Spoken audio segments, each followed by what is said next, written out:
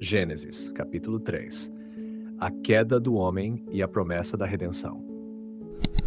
A serpente era o mais astuto de todos os animais do campo que o Senhor Deus havia feito. E disse à mulher: É verdade que Deus vos ordenou que não comesseis de nenhuma árvore do paraíso? A mulher respondeu: Nós comemos dos frutos das árvores do paraíso. Mas, quanto ao fruto da árvore que está no meio do paraíso, Deus nos ordenou que não comêssemos dele, nem o tocássemos, para que não morrêssemos. Então a serpente disse à mulher: Certamente não morrereis, pois Deus sabe que, no dia em que dele comerdes, vossos olhos se abrirão e sereis como Deus, conhecedores do bem e do mal. A mulher viu que a árvore era boa para alimento, agradável aos olhos e desejável para adquirir sabedoria. Tomou, pois, do seu fruto e comeu. Depois deu também ao seu marido, que estava com ela, e ele comeu. Então os olhos de ambos se abriram e perceberam que estavam nus. Costuraram folhas de figueira e fizeram para si cinturas de folhas. Ao ouvirem a voz do Senhor Deus, que passeava pelo paraíso à brisa da tarde, Adão e sua mulher esconderam-se da presença do Senhor Deus entre as árvores do paraíso. Mas o Senhor Deus chamou Adão e lhe perguntou: Onde estás?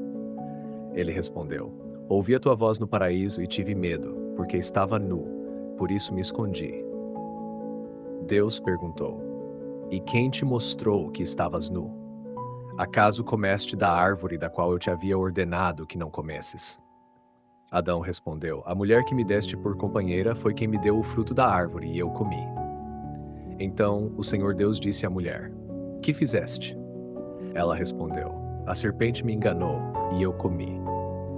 Então o Senhor Deus disse à serpente: Por que fizeste isso? Maldita és entre todos os animais domésticos e entre todas as feras do campo. Sobre o teu ventre andarás e pó comerás todos os dias da tua vida. Porém inimizade entre ti e a mulher, entre a tua descendência e a descendência dela. Ela te esmagará a cabeça, e tu lhe ferirás o calcanhar. A mulher Deus disse: Multiplicarei os teus sofrimentos e as dores das tuas gravidezes.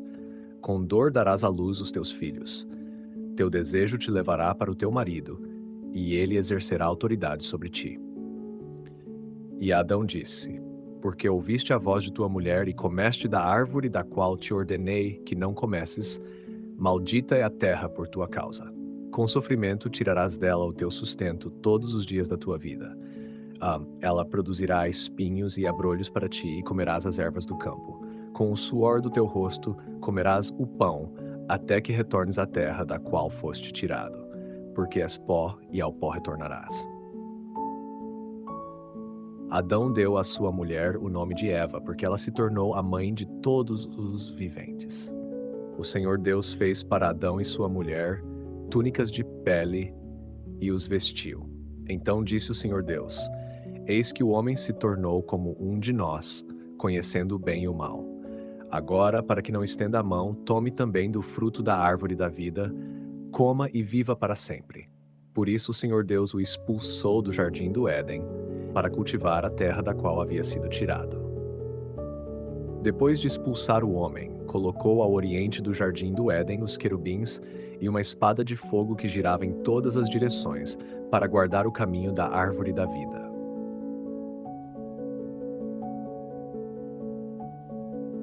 Comentário patrístico de destaque para Gênesis 3.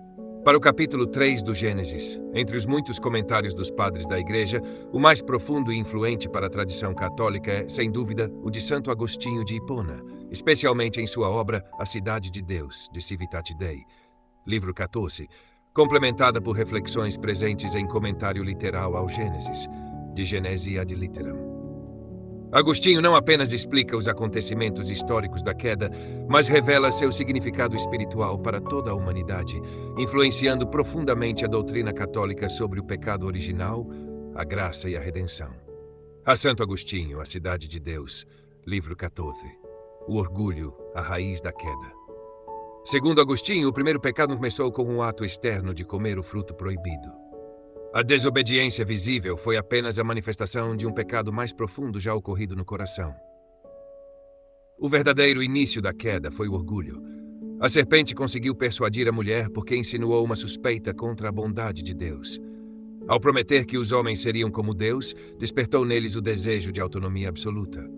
Agostinho escreve que, open quote, o princípio de todo pecado é o orgulho, close quote. Antes de estender a mão ao fruto, o homem já havia se afastado interiormente de Deus.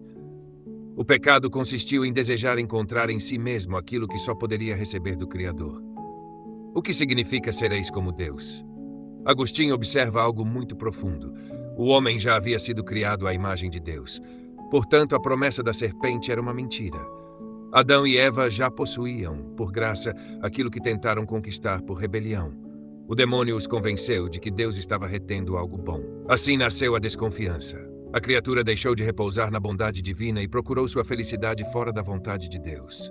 Para Agostinho, toda tentação futura repete exatamente esse mesmo padrão. A abertura dos olhos. O texto afirma, open quote, então abriram-se os olhos de ambos, close quote. Agostinho explica que seus olhos físicos já estavam abertos. O que mudou foi sua condição interior. Eles passaram a experimentar algo desconhecido até então. Vergonha, desordem interior, conflito entre espírito e corpo, perda da harmonia original. A nudez não era um problema antes da queda. Após o pecado, tornou-se motivo de vergonha, porque a natureza humana havia perdido a perfeita submissão das paixões à razão. Onde estás? Quando Deus pergunta, open quote, onde estás? Close quote. Agostinho ensina que Deus não busca informação. O Criador sabe perfeitamente onde Adão está. A pergunta é dirigida à consciência humana. Deus convida o homem a reconhecer sua condição. Segundo Agostinho, essa pergunta ecoa através de toda a história da salvação. Sempre que o pecador se afasta de Deus, o Senhor continua perguntando, open, onde estás? Close quote. Não porque ignore nossa situação, mas porque deseja conduzir-nos ao arrependimento. A transferência da culpa. Quando confrontado, Adão responde, open quote, a mulher que me deste por companheira me deu o fruto, close quote. Eva, por sua vez, responde, open quote, a serpente me enganou, close quote. Agostinho vê aqui uma consequência imediata do pecado. Nenhum dos dois assume plenamente sua responsabilidade. O pecado gera uma tendência à autodefesa e à justificação de si mesmo. O homem caído procura culpar os outros, as circunstâncias ou até mesmo Deus. A humildade desaparece juntamente com a inocência. O proto-evangelho, a primeira promessa da redenção. Gênesis 3:15 ocupa um lugar central em toda a interpretação patrística. O versículo diz, porém inimizade entre ti e a mulher, entre a tua descendência e a descendência dela. Close quote. Agostinho reconhece aqui a primeira profecia da vitória de Cristo. Por isso a tradição cristã chama este texto de proto-evangelho, isto é, o primeiro evangelho. A descendência da mulher é em sentido pleno, Cristo, e por participação todos os que pertencem a Cristo. A serpente simboliza o diabo. A cabeça esmagada representa a derrota definitiva do poder do mal. A expulsão do paraíso. Agostinho enfatiza que a expulsão não foi mera punição. Ela também foi um ato de misericórdia. Deus impede que o homem caído coma da árvore da vida e permaneça eternamente em sua condição de pecado.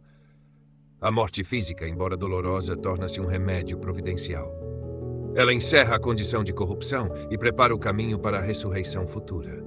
Assim, mesmo no castigo, já está presente a misericórdia divina. Por que este comentário é o mais representativo? Entre os padres da Igreja, Agostinho oferece uma síntese extraordinária porque une a realidade histórica da queda, a psicologia do pecado, a doutrina do pecado original, a necessidade da graça, a promessa de Cristo e a esperança da redenção. Sua leitura influenciou profundamente toda a tradição ocidental, incluindo São Tomás de Aquino, o Concílio de Trento e o ensinamento posterior da Igreja Católica sobre o pecado original. Open quote.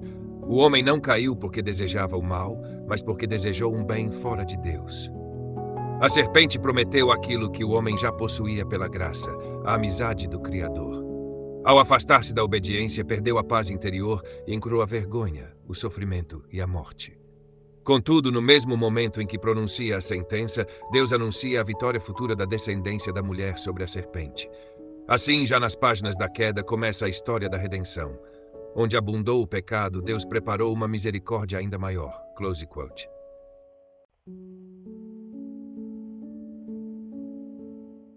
Queridos ouvintes, chegamos ao fim deste audiolivro e quero expressar minha profunda gratidão a todos que permaneceram conosco até aqui. Sua dedicação em acompanhar essa obra é um verdadeiro sinal de busca pela sabedoria e pelo crescimento espiritual. Que o conteúdo ouvido possa nutrir sua alma e fortalecer sua fé. Aproveito para convidá-los a explorar as playlists do canal Caminho Católico, onde vocês encontrarão outros tesouros espirituais.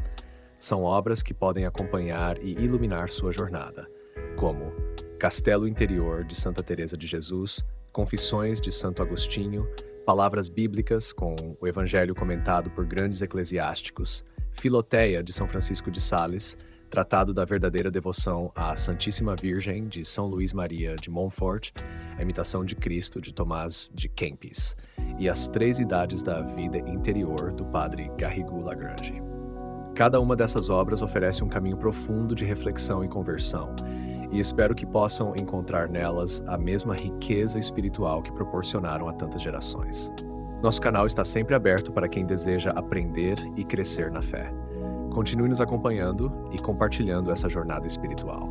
Mais uma vez, obrigado por sua presença e que Deus abençoe a todos.